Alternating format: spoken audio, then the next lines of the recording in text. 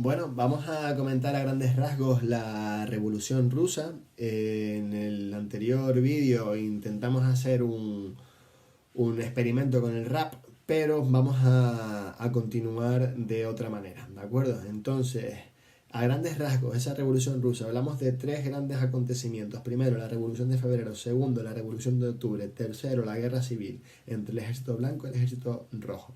Cosas a tener en cuenta en la Revolución de Febrero. Comienza el 23 de febrero según el calendario juliano ruso, porque recordemos que no contaban con el calendario gregoriano y por lo tanto iban unos cuantos días más atrás que el resto de Europa Occidental, o buena parte de ella.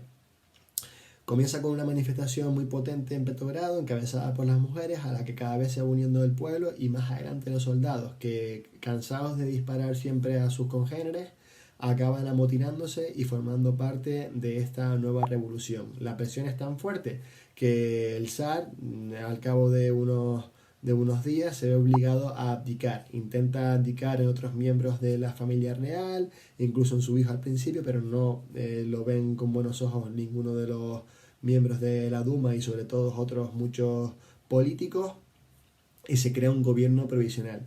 Este gobierno provisional se compromete a realizar unas elecciones a una nueva asamblea donde se pueda votar a otros partidos políticos. Recordemos que habían tres importantes: los eseritas, el social revolucionario, que son los eseritas, el socialdemócrata ruso, donde encontramos mencheviques y bolcheviques, y los cadetes, el Partido Constitucional Demócrata, cada uno de los cuales con unas características un tanto diferentes, ¿no? En el extremo izquierdo podríamos encontrar a los bolcheviques y la parte más hacia la derecha sería el partido de los cadetes, de gran componente burgués y apoyo de la aristocracia más aperturista.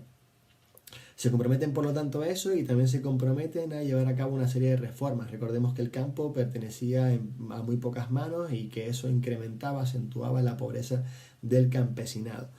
Este gobierno también recibe el apoyo de los soviets, ¿vale? Muy importante, soviet de Petrogrado. En realidad hay una dualidad de fuerzas entre unos y otros que van a tomar decisiones en conjunto.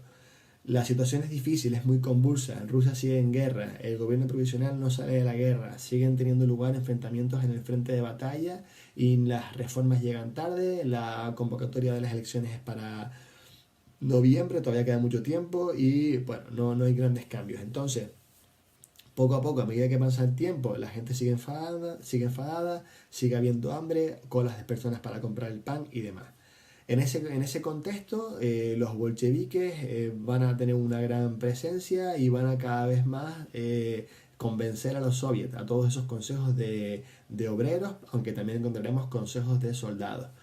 El momento culminante es cuando Lenin, que estaba exiliado en Suiza y llevaba ahí pues 17 años o 15 años, viene en tren camuflado desde ese país, pagado por Alemania, para llevar a cabo esa nueva revolución y sobre todo para sacar a Rusia de la guerra. Eso le interesaba mucho a Alemania.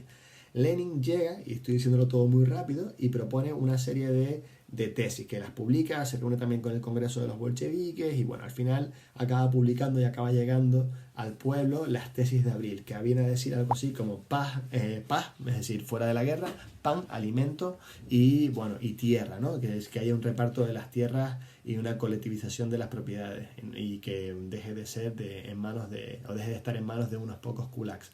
También se habla de dar las fábricas a los obreros y de nacionalizar algunas de las principales industrias, incluso también de la propia banca.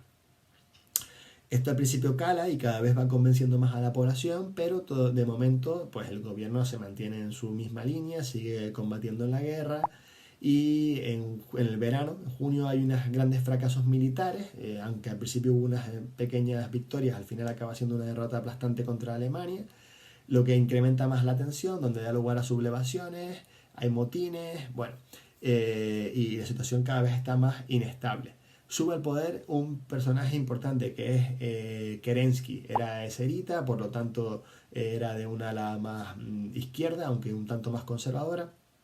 Lo que pasa es que Kerensky, cuando llega al poder, también vuelve de nuevo a un gobierno un tanto dictatorial, en la medida que suprime algunas libertades que se habían conseguido, como la libertad de reunión, como la jornada de 8 horas y una serie de reclamas que se estaban más o menos concediendo, ¿no? Además no sale de la guerra.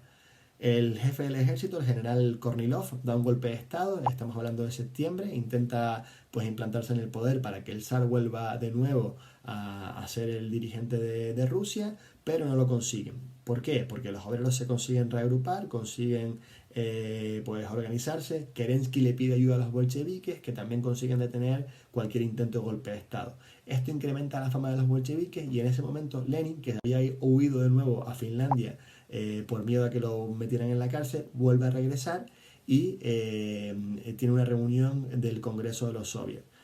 En ese momento, bueno, se crean una serie de milicias bolcheviques también de los soviets y se denomina la Guardia Roja. La Guardia Roja llevará a cabo un asalto al Palacio de Invierno, la residencia del gobierno ahí en San Petersburgo, en aquel entonces Petrogrado. Kerensky huye por patas, ¿vale? No huye volando, sino huye por patas, y se proclama un nuevo gobierno.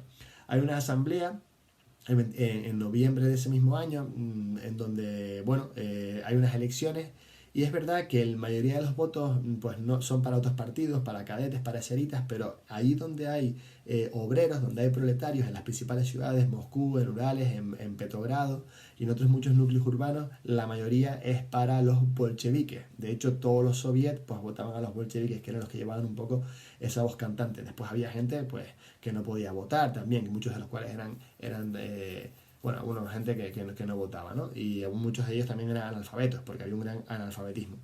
Total, que Lenin, en lugar de llevar a cabo un gobierno pues de pluripartidos, proclama junto con Trotsky y con Lenin, miembros también bolcheviques, un gobierno obrero. Cuando lo hacen, firman con Alemania el Tratado de Brest-Litov para abandonar la guerra y que todos los territorios, desde el Báltico hasta lo que sería hoy en día Ucrania, bueno, sí, Ucrania no, perdónenme, Polonia fuese cedido a Alemania. En efecto, me estaba confundiendo ahí. Por supuesto, también coge territorio de lo que sería la actual Ucrania, ¿vale? Que veremos que formaría parte de una de ellas, de la Gran Polonia, que se crea después en los tratados de paz de la Primera Guerra Mundial y que tardaría mucho tiempo aún en convertirse en un estado propio. Eso tendríamos que esperar a que la URSS se desmantelara y estaríamos hablando del 90 del pasado siglo XX. Vale, seguimos con la explicación. Y bueno, empiezan a llevar a cabo una serie de medidas revolucionarias, una serie de medidas obreras, como es pues nacionalizar la banca, esa colectivización de las tierras, reparto de las tierras entre los campesinos y pues el control de las fábricas por parte de los obreros. Esto dura muy poco porque pronto empieza la guerra entre el ejército blanco y el ejército rojo. El ejército blanco compuesto por aristócratas y burgueses que o bien quieren el gobierno de nuevo del zar, es decir, zarismo, y mantener sus privilegios, o burgueses que lo que buscan es un gobierno liberal, demócrata, donde haya pluralidad de partidos.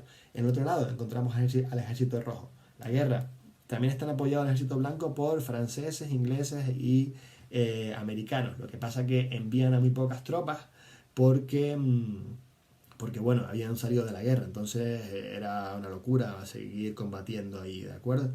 Total, que la guerra dura mucho tiempo, las principales zonas obreras industriales las controla el ejército rojo, de manera que la producción de armas y demás está en su mano, a pesar de que, insisto, reciben ayuda por armamento y por tropas de estos aliados europeos y Estados Unidos, y al final gana el ejército rojo. Y cuando eso ocurre, ya en el 22, aunque la guerra sigue en el 34, hasta el 34 en algunos territorios, se proclama un nuevo tipo de Estado, que es la URSS, de un único partido, que ya no es el Partido Bolchevique, sino el Partido Comunista de la Unión Soviética, el PQS, ¿vale? Que está dirigido por el Soviet Supremo y por el Presidium, que lo lleva el secretario general, que es el líder del partido. En ese entonces, Lenin. He dicho esto todo muy rápido, tienen que masticarlo y analizarlo y estudiarlo, ¿vale? Para entender el proceso y para responder a las preguntas que formarán parte de las actividades. Hasta luego. Hay algunas cosas que no están mencionadas, pero tendrán que buscarlas ustedes, sobre todo cuando hablemos de la Guerra Civil Rusa.